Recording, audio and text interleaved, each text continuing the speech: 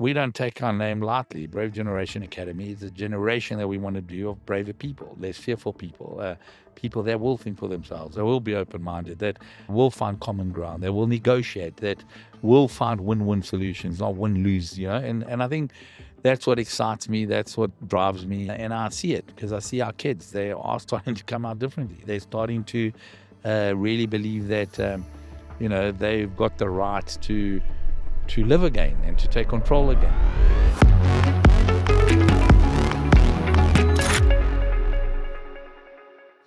Hello, guys. We are starting one more the Quantum Post number 5 in this journey, and as you all I used, just like we have guests here, is not all the time kind of we talk about technology. We're talking about aspects of ethics, governance, how the world is going to kind of go with everything that is happening, and but most important of all that is kind of make sure that the discussion it is kind of human centric, because not understanding us, technology become like not so relevant, right? So welcome to the Quantum Post number 5. Today we have amazing guests. I told him that I have ADHD, that I will not properly tell all the predicates that follows him, but I'm gonna try. It's my impression about him, and I think it's super interesting. He would not be here if I didn't like him or what he's doing. Is on the interest, and for sure for many people that is watching us would be super interesting to follow as well. So thank you, Tim.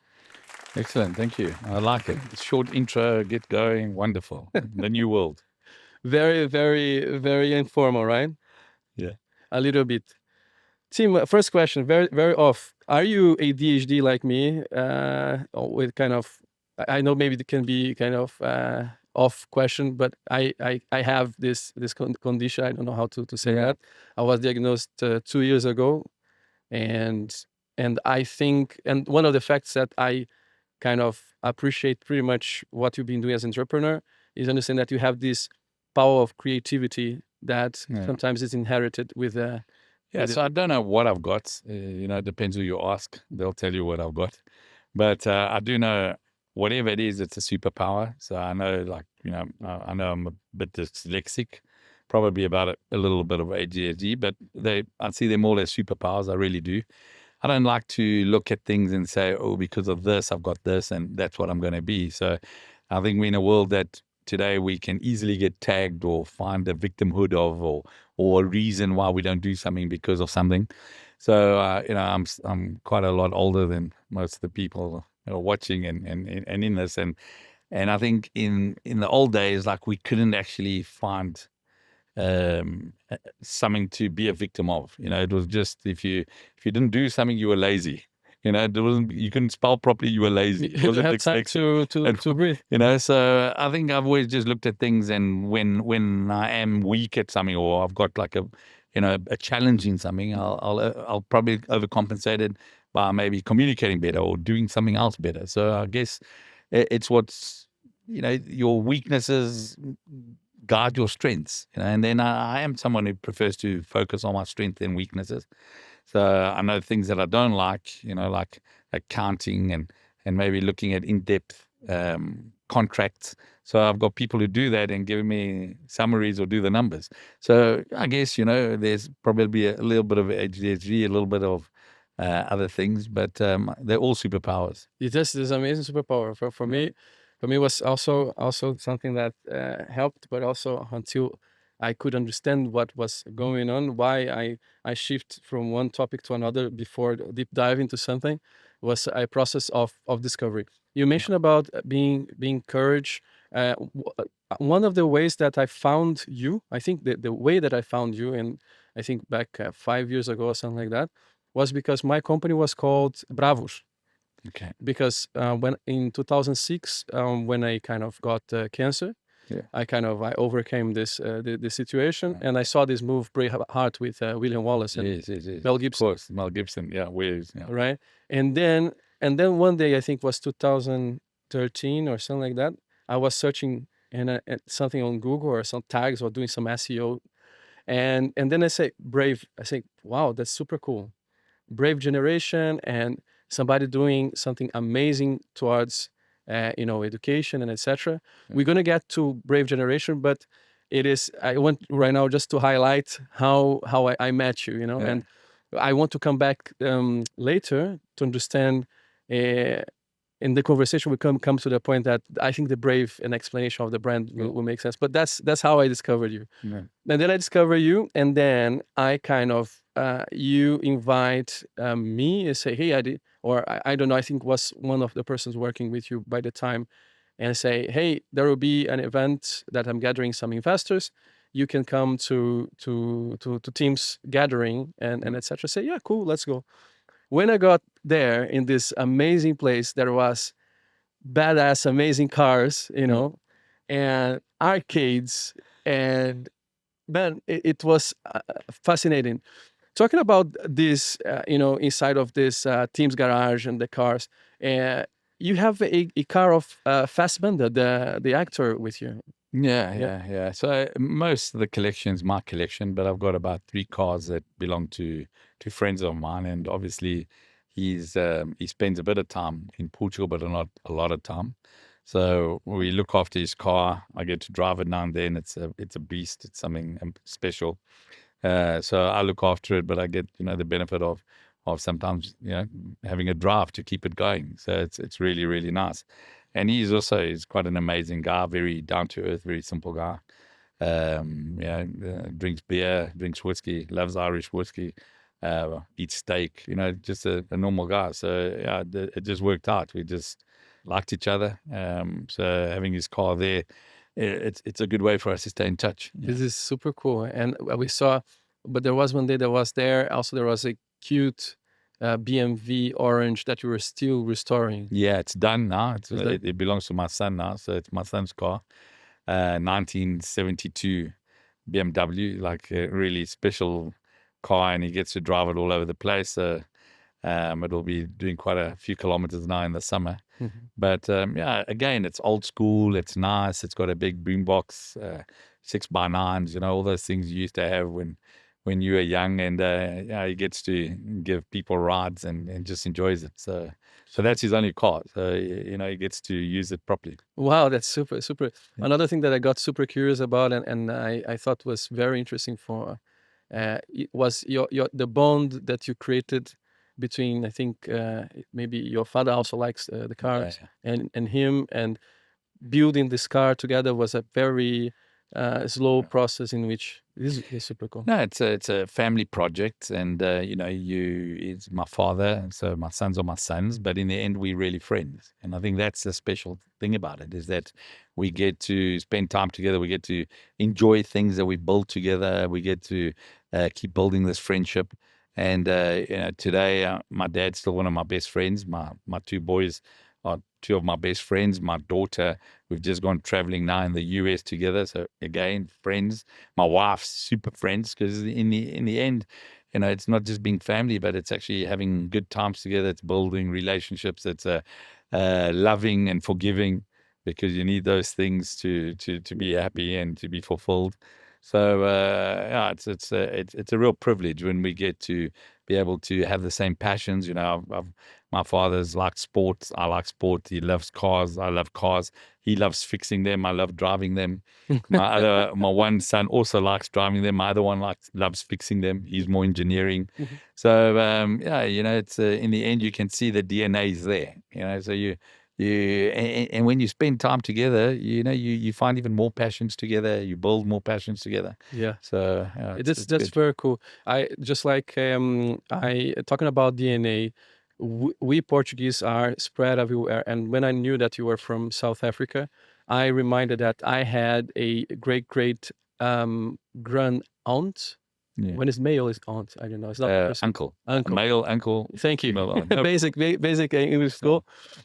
But and he kind of so for you to have an idea how we Portuguese are kind of very exploratory and going everywhere, he kind of my great grandfather that was Spanish, he was kind of doing hotels in Brazil, was scammed, sold Amazon for him, and when he got there, where's the Amazon for me?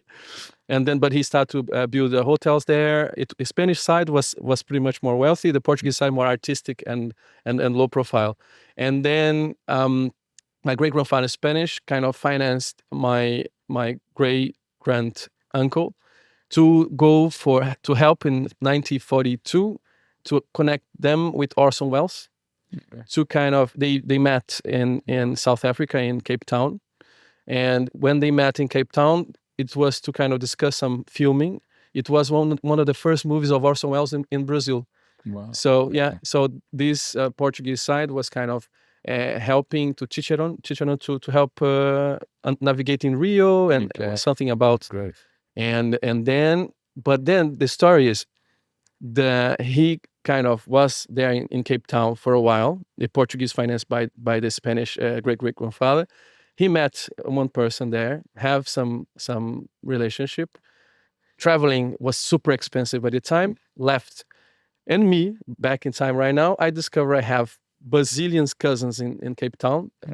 Family Pinto Faca. Sorry, it's Faca, Faca. Okay, it's not. It's Faca. It's It started with the other F, but it ended in Faka. Yeah. and then in Faca, and then man, I discover that I have bazillions cousins there, and without never knowing, because these Portuguese left, and all the family kind of don't know from where they are because they were kind of adopted but keep the name. They kept the DNA. So I'll come back to the DNA is that everybody that I'm now that we are connected, they are on filming industry. If you see the guy, Creative. it's the same. And then I say, wow. Talking about this, I think was a hook to talk about the exploratory spirit of the Portuguese people, and also to ask you, because you have this South African background, Portuguese, and also you have been traveling to Angola. Can you share a little bit of how and when the wind took you to those places? Yeah, I think the Portuguese, they say that, Magalhães, when he was born, the first thing he told his mom is, soon I'm going to be traveling, So I think it is in our DNA that we travel, we explore. Your goosebumps. We're good with people, I think we've got great soft skills, Portuguese. Wherever they go, we sort of like fit in, and we're happy to start families wherever. We're happy to get along with people, whatever colors, religions, etc. So my family, same kind of thing. We decided that Africa was going to be opportunity for for our family at that time. They came through. My great grandparents. My grandparents were born in Mozambique. But South Africa is around the 50s, 40s. No, we got to South Africa in around 74. Okay. And then I was born there. Before that, everyone was being born in Mozambique from my family. And then, I stayed there, grew up there, went to school there, started businesses there, university there. And then again, I went to Angola, had my two boys in Angola. So they Angolan, Portuguese, South Africans. They're like, they're three passports. And then around 2010, we decided, look, it's not maybe time to come to Portugal. We came to Portugal.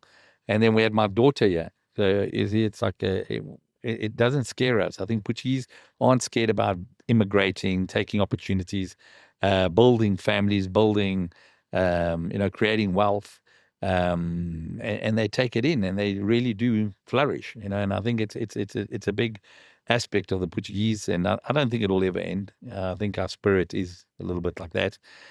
We probably all have a little bit of ADHD. We all don't want to stay in one place. We don't focus on one thing.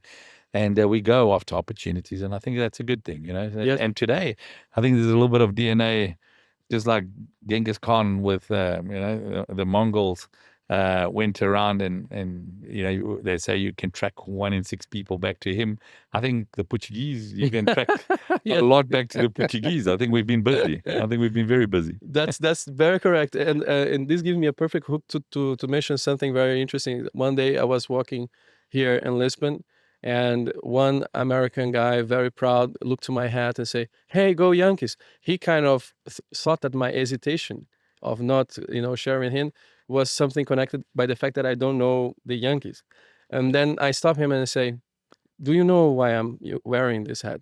And then I say, yeah, because you're a Yankee supporter. I say, that's not quite why I'm using it. I'm using it because, do you know who is the founders of Manhattan? I say, it's the founding fathers, it's the Americans. Say, let me tell you something. The founders of Manhattan, first Manhattan was called New Amsterdam, and the founders of Manhattan was a Portuguese Dutch company, live in Portugal, going to Brazil, be fought and expelled from the north of Brazil. When they are expelled from the north of Brazil, they go to an unknown place that they were navigating. They land on New Amsterdam, and the first person, not Native American, being registered in the ledger in the place so-called Manhattan is a Portuguese, and that's Portugal, Manhattan and New Amsterdam. It is done and built by Dutch and Portuguese people, right? Right. When I told this to him, he got shocked and say, you must be kidding." So I'm telling the pure truth, the spirit that people from New York has on trading, welcoming people from everywhere in the world, because Portugal was the first multi-ethnical, place in Europe. Yeah, we were the global village. Yeah. Exactly, came from us. And then when I was telling this to him, and talking about that and the Portuguese spirit, um, what you think that I think you a little bit scratched the surface telling about going somewhere, but how this reflected in the business right now that you are in love with, that is it is the Brave Academy. How this spirit of exploratory, of this DNA that we're talking about, influenced you to build and give so much passion and love to Brave Academy? Oh, I think it's definitely there. I think, it's really an exploration. We involved in education, which is something that's been stagnant for about 100 years. It doesn't change. Everyone's sort of comfortable doing the wrong thing today, but they keep doing it because it's comfortable.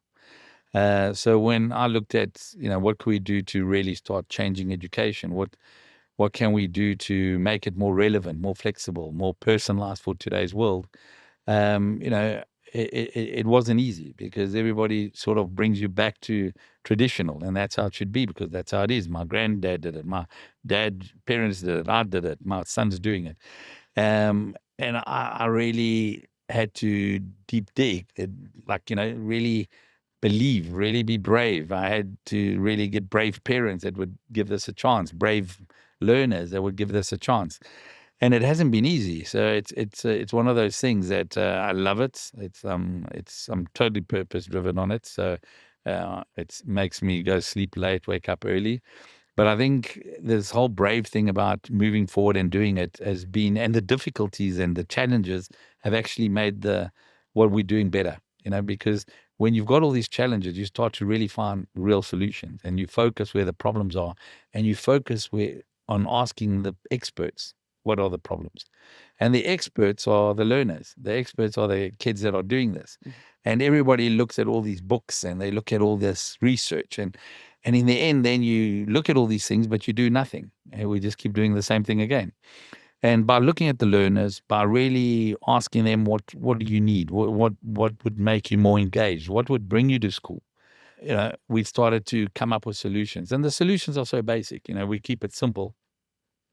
Solutions is on flexibility. Using technology in today's world, the best of offline and the best of online, you can have kids coming in at any time of the day. You don't have to be there at 8 o'clock and, do 8 hours or whatever you're going to do of school. You can go serve first, come to school, and you've already lost a bit of your energy and you're more engaged on doing your work. We're able to that you come into this place where we've got mixed ages, and older kids help younger kids look up at older kids. And then we've got these what we call learning coaches that are there to inspire you, motivate you, but they don't need to teach, they don't need to prepare the work, they don't have to grade. More horizontal than vertical, right? Yeah, so they, because they've got this time, they're actually there really for you, so they're there for the learners. And then the learners have got this platform where they can go at their pace. They do these 25 minutes lessons, they read, watch, they do a quiz, get 85%, go to the next one. So they start to understand how it works. So they get more motivated and start getting more encouraged to do things. They start taking responsibility. They become more accountable. We also are able to have, all these different hubs. There's about 61 around the world now, 8 different countries. So even there, you you can experience being in one hub, going to a different hub. And I think travel and experiences is part of education. It's not just your books, it's not just your academic results, but how do you deal with different people? How do you travel? How do you open your mind?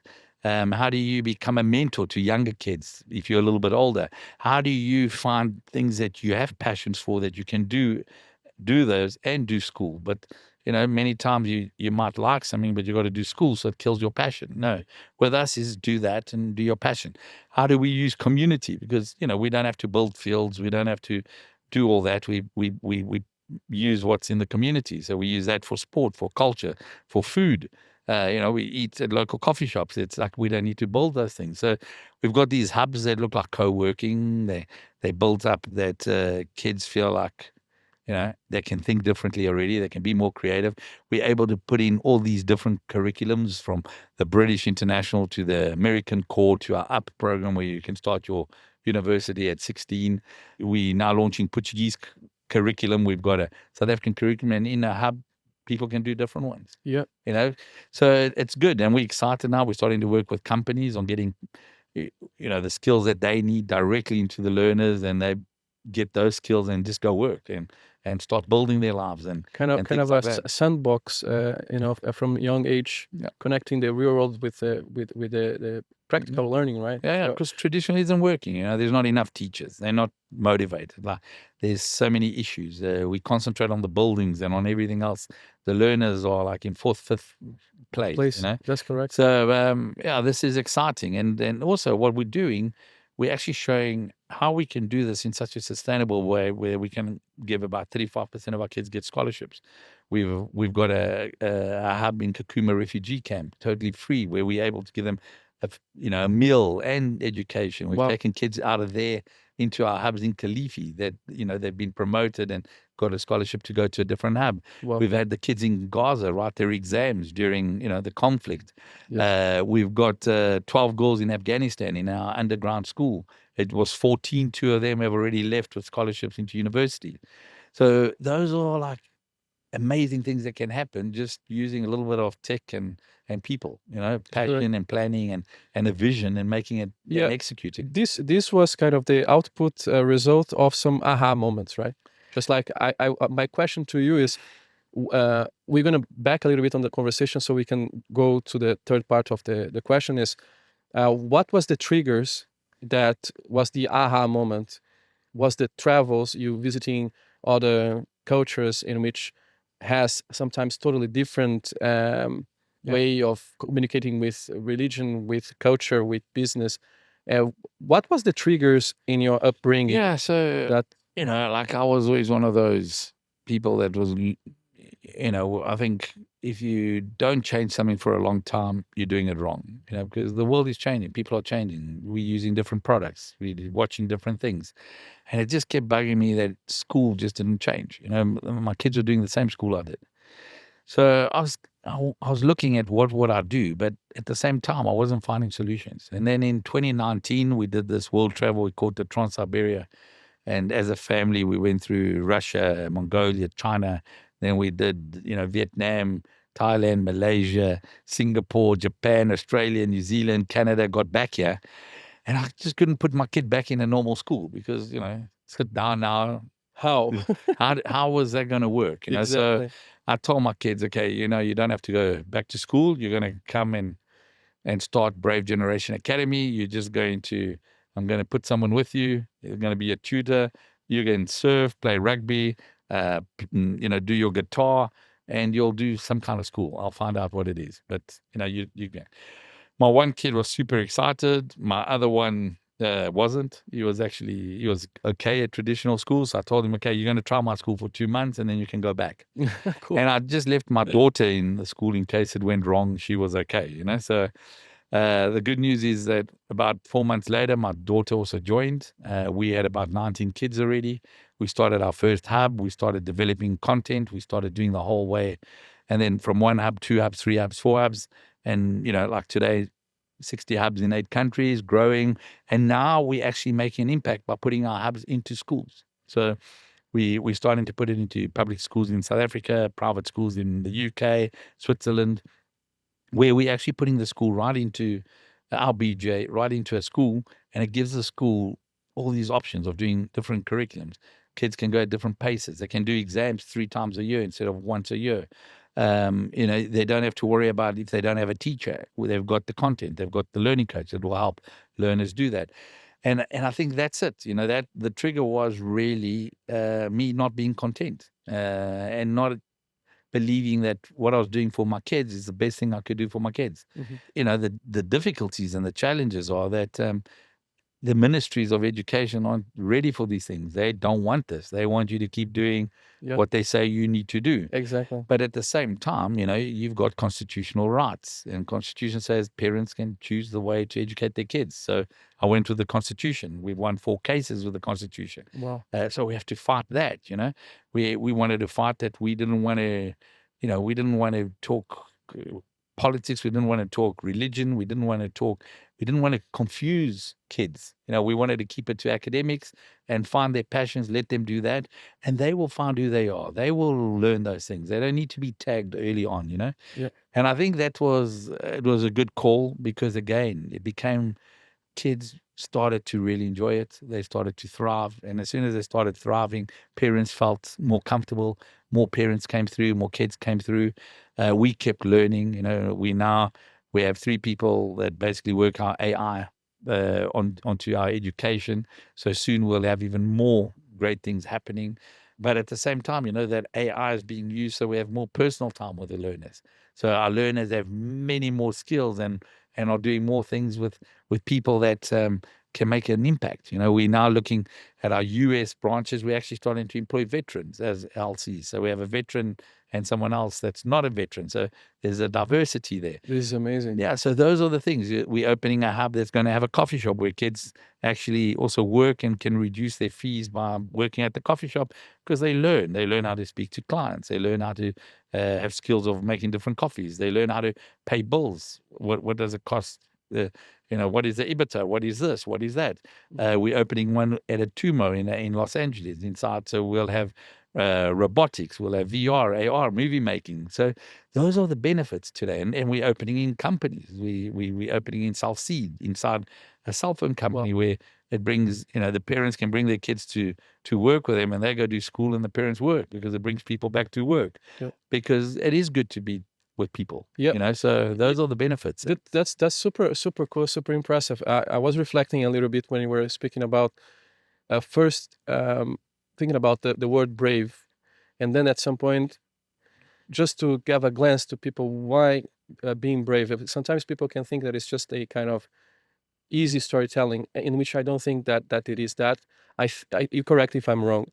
I think the braveness on this structure, it is that imagine the whole society and the building of society since the Sumerian times is building on this type of law, restriction law, in which as much as you can pack people into certain set of rules, just like this Hammurabi back in the Sumeria, I don't know, 5,000 years ago, it is easier to control. But this was something functional when there was this big floods, and then the power got centralized in one person, and the law is to kind of to keep everybody doing something with just one voice, losing a little bit their identity in the favor of collective.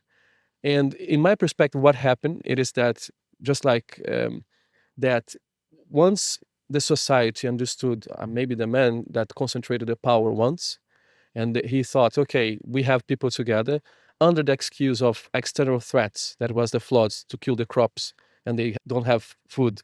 They have power in one place. They have the set of the law. They have a justification say, hey, you need to comply with the set of laws and this structure, because if you don't, we as collective, we're going to fail. And this structure, I think, perpetuated since the Sumerian times on and on, in which everything that was an attempt to organize a society in a different way was never welcomed.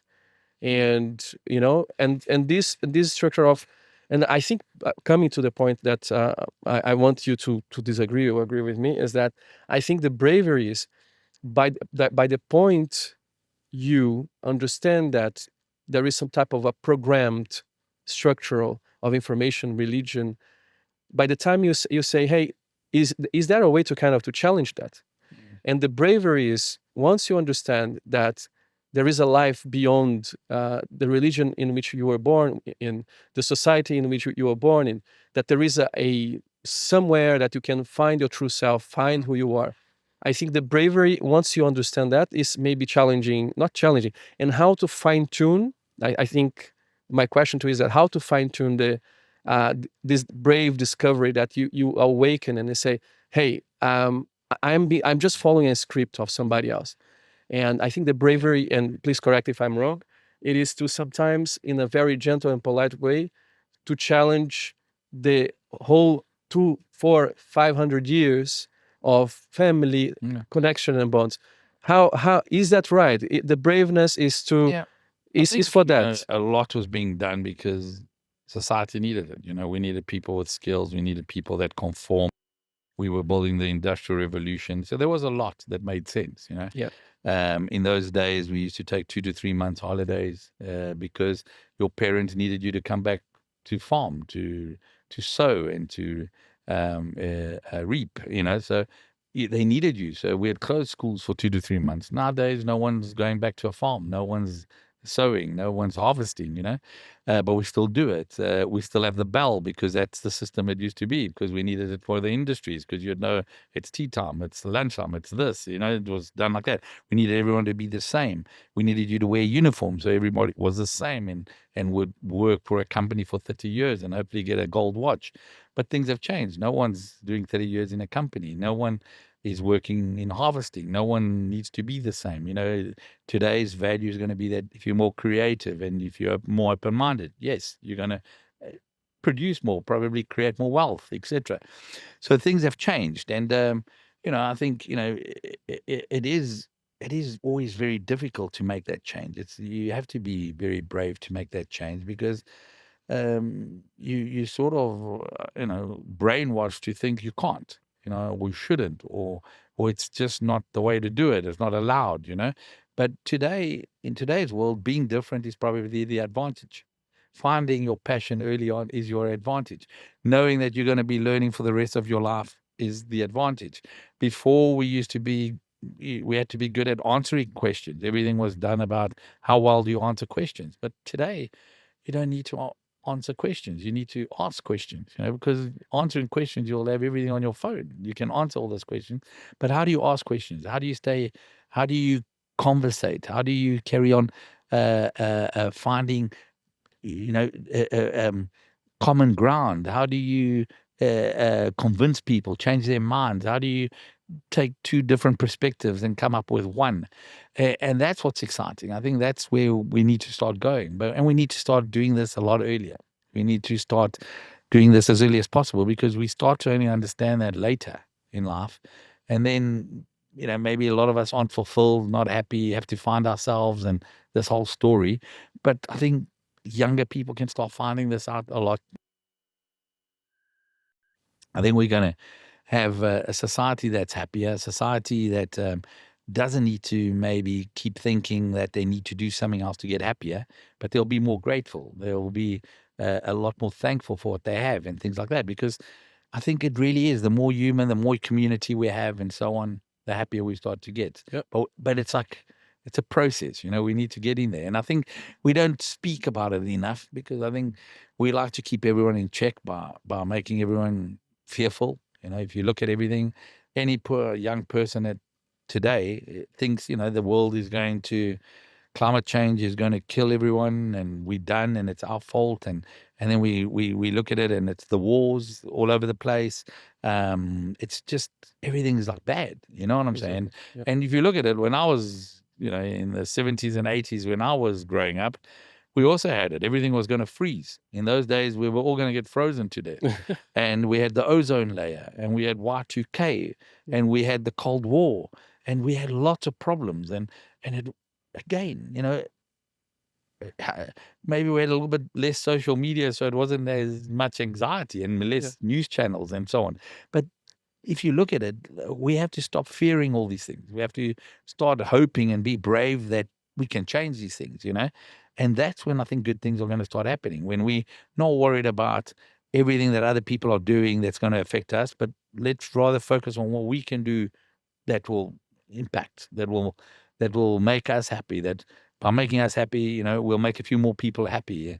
And I think that's what we've got to start doing. And it's when we don't take our name lightly. Brave Generation Academy is a generation that we want to do of braver people, less fearful people, people that will think for themselves, that will be open-minded, that will find common ground, that will negotiate, that will find win-win solutions, not win-lose. And I think that's what excites me. That's what drives me. And I see it because I see our kids. They are starting to come out differently. They're starting to really believe that they've got the right to live again and to take control again. Otherwise we're going to have a very sad world, and we're going to have a world blaming each other, and we're going to have a world competing and for all resources, and believing that that the more they get in resources, they're going to win.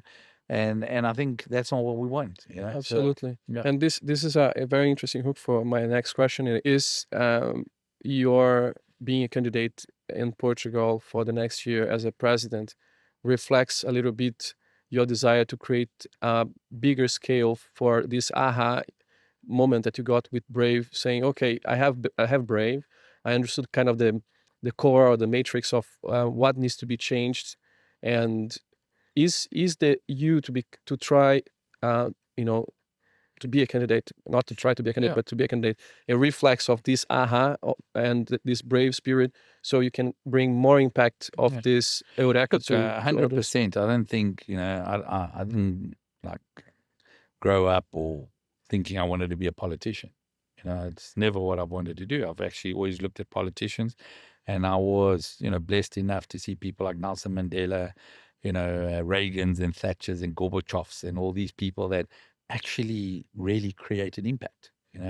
But today I don't identify with our politicians. I don't think they represent us. I think in many ways I see them, you know, with lots of failures, very little values and ethics, lots of issues always coming up, and they don't represent, a lot of the people that I associate with, which are hardworking. They want to create. They want better lives for their kids, for their grandkids.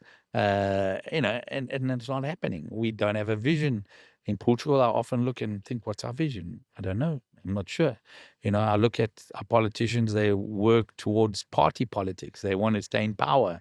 They want to find the next lobby. They get supported by, anyone who gives them money, they've got to look after them first. And that's not what it is. They should look after who's voting. They should look after, the people that are in the country and need this country to start to flourish more and grow and so on. So for sure, that's what I've taken. I hope that my candidacy, yes, brings new blood, new ideas, new people to politics. I also hope that my impact is to make things less bureaucratic, less legislation, regulation, everything that stops and stifles growth. I want to be someone who speaks against that. I want to come up with new solutions, not just for education, but yes, for health.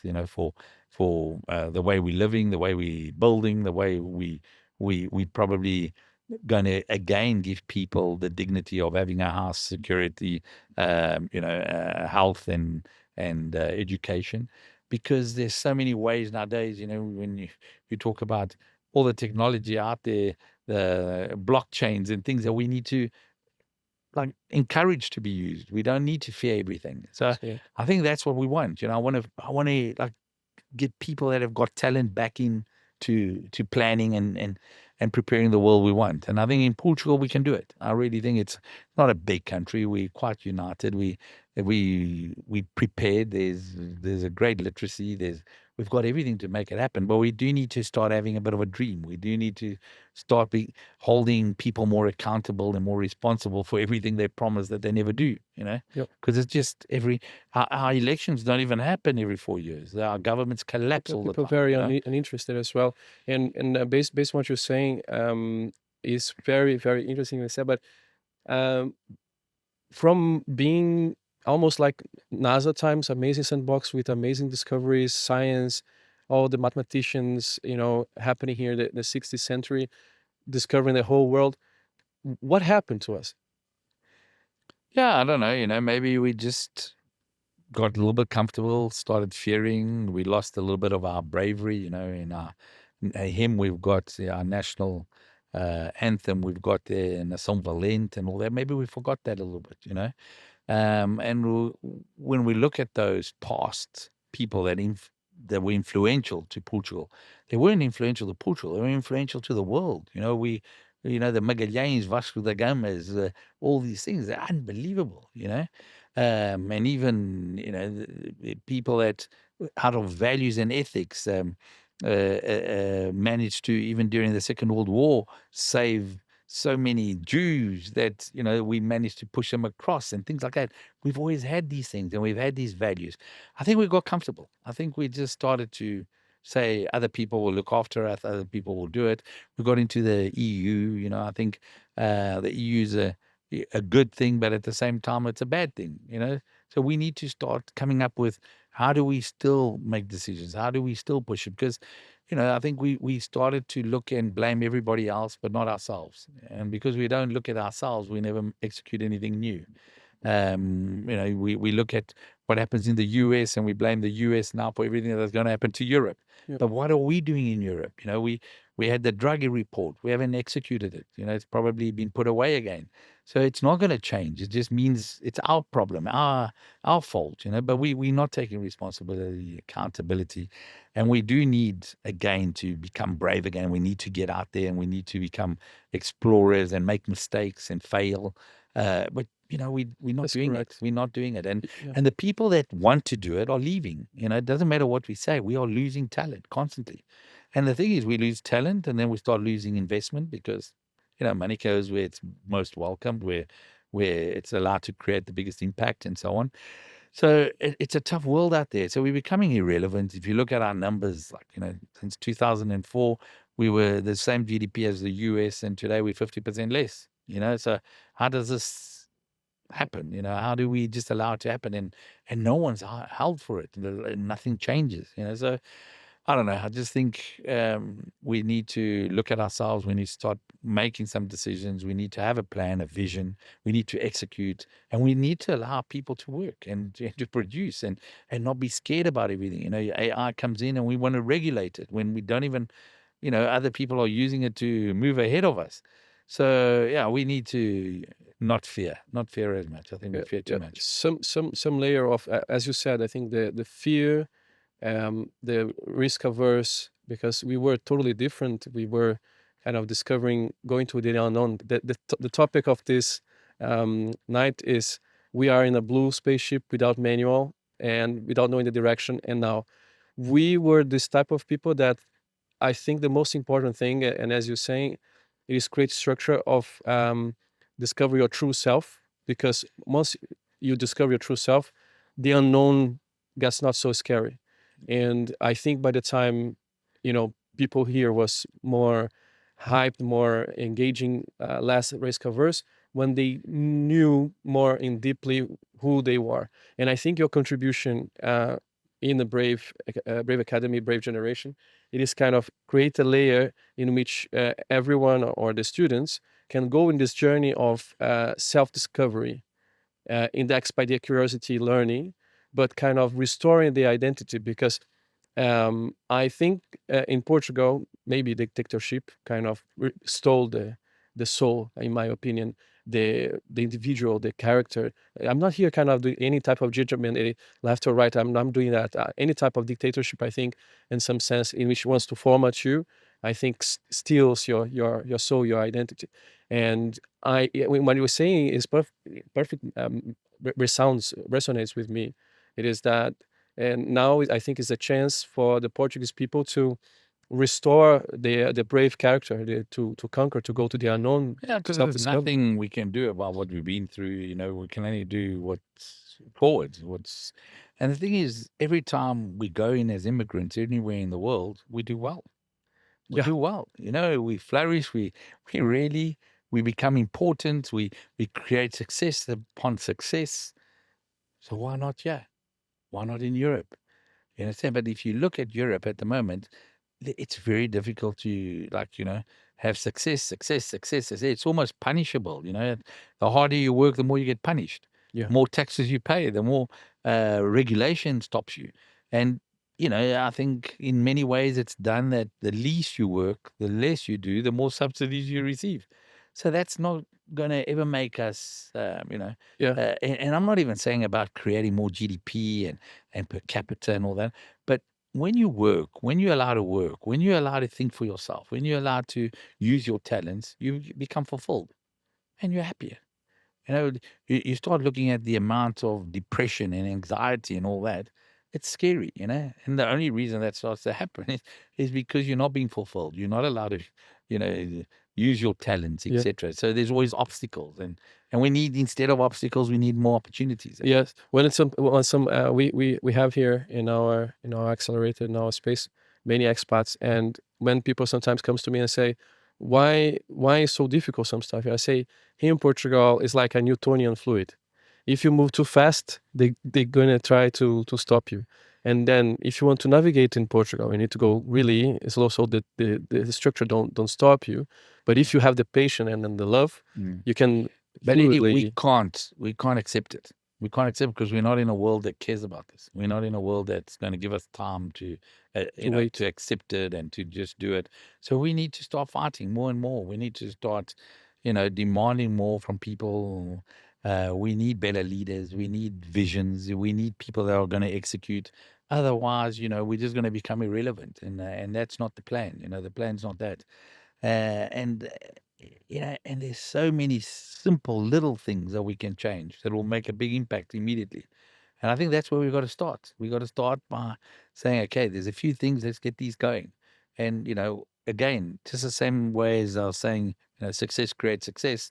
Those little changes will create more changes, more success, and there we go. So I think that's it. But we can't just give up. We can't just accept. I'm not going to accept it because I feel like I pay a lot of taxes. I feel like I don't get services for it. Sometimes people say, but Tim, you don't use private education, you don't use private health. I mean, you don't use public education, you don't use public health, you don't use public transport. Well, I'm the one that really cares about this because I pay taxes and then I still have to go pay private because the public's not good enough. I have to go pay private health because, I can't wait for months. I want to use public, but, it's on strike, it's on greves and this, etc. So, when you look at all the taxes we pay, plus everything we have to pay private, I've got the most interest, and just like myself, so many more people have had to go into private that if we were getting the services, if we were getting this accountability, we wouldn't have to. And those are just a few small things. The other things is really, you know, how do we get, government to allow us to work? Just build stuff, just do stuff, employ people. How difficult is it to employ people? Every time you pay a little bit more money to your staff, more than half of it disappears. Yep. They don't get it. Yep. So it's wrong. So there is one stuff that shocks me is the following: all the expats that comes here from other countries, and for instance, I think Monday I have a advisory. They are super hyped to understand what is the incentives, what is the program, what Europe. There is many things already happening in terms of incentives that I don't have a clue why. I don't even want incentives. I just want, when they No, say, my curiosity is, I'm sorry to interrupt you. My fully curiosity, I'm sorry to interrupt you here. It is that the majority of Portuguese don't even know that there is some programs, that there is some investment right now, free fund of 30K if you have a digital company. yeah. They don't, there is, But in this what I would spirit, prefer is I don't care about the 30K. I don't care about the bazooka and all the PPRs and all these things. I would just like to let us work. yes, Because minimum, sometimes to do this, you have to do this, you have to do this, and by the time you go do all these things, you're uncompetitive. So just let us work. Like let us, let us be able to receive our EVA before we have to pay it. Because you make an invoice, you pay it. You know what I'm saying? Those are things. Give us justice that works. If something goes wrong, you can end up for years and years without getting any justice. So give us those things. Those things are more important than subsidies and all these kinds of things. Because I think we spend a lot of time doing the wrong thing, trying to meet a lot of the incentives or anything that's out there. If we just worked and we had the right product, we were doing it the most efficient possible, employ the best people and give them the most reward for their talents because they're the best, I think we would easily start to outgrow, these stupid little 1.5% growth rates or even less. I think 1.5% would be good. That's probably less than one. Do you understand what I'm saying? So I think I that's what definitely we understand, need. Yeah. but the challenge is huge. So imagine if there is almost free money from the government on the table. I think your challenge is huge because you're talking about changing or suggesting some type of change of mentality in which this person that even free money on the table from the government of Portugal, they are not reaching the hand to take. How, and that's, I think it'll It's be never your free. challenge. It's Yeah? never free. It comes from us. It's That's already true. coming from Oh, us. this is correct. The government gives us nothing for free. They produce nothing. They give us nothing. So we need to rather say, don't take it from us. Let us use it. Let us produce more of it. Otherwise, it's an illusion that they give us free stuff. It's an illusion. They're not giving us free stuff. And we're paying more and more for it all the time. So let us rather work. Let us, use and create wealth for more people, etc. That's the way I feel, and I'm still that kind of person. I still think yes, there should be a safety net for those people that fall through the cracks, for sure. But these safety nets also need to work. These safety nets, what's the use of saying you got free health, you got free transport when nothing works? You got free nothing, Absolutely. So those are the kinds of things we've got to look. If you look at private education at the moment, it's about 40% cheaper than what government pays, and it works. And the other doesn't work. So maybe we need to start looking at how do we, combine this? How do we use the best of both worlds and get better? So yeah, I'm not into big time into subsidies and all this because I just think let us, grow this thing. Let us employ people. Let us retain talent. Let us train people. Let us, do our bit. And you give us justice. You give us, a safety net, 100%. Yeah, you know, otherwise we're going in circles here. Let us free work create, and do not burden too much with taxation. I think I agree. And my big question is just how to take from this point the society to Yeah, one step at a time. One decision at a time. Starts with voting. Start voting for people that have done things, that want to do things, It's a step at a time. You don't have to be overwhelmed. You don't have to create anxiety on this. This is a step at a time. And as I said, like one thing, then another thing, another thing. When you look back again, you're moving forwards. At the moment, we're moving backwards. So anything forwards will be better. That's correct. Tim, it's been a pleasure to talk to you. As always, it's kind of very, very cool to listen to Tim when he's kind of either kind of in the business meeting that we were doing, and here as well is very create this revolution and changing disruptive spirit. If you speak with him, if you listen here, he also most for sure got also this sparklings on. Come on, if there is something on my arm length to change, I will do and change. And we sadly we are going to the end of the interview. I have several bazillions questions to do, but we are going to the end, and I want to give to Tim a totally kind of the stage to do last remarks, as much time as you want to talk about anything you want. So the stage is absolutely yours to use the way you want. No. I think, it is time that we take more responsibility for the futures we want. I think 100%. I also think that we've got a lot of good things going for us. We've got, and I'm not just talking about Portugal, but there are good things going on, and there are such amazing people that can do so much. And I think we do need to concentrate more on what we can do and not worry about everything else, because there is a lot of noise out there. There's a lot of noise that really keeps you busy, keeps you up at night, keeps you stressed. Don't listen to it. Switch it off, because do what you can do. I think that is probably one of the wisest things I've learned in life, is not stress about what I can't do anything about, but focus on what I can, And when you start doing that, you start becoming a bit more fulfilled. You start to really take on more. And I think that's really good.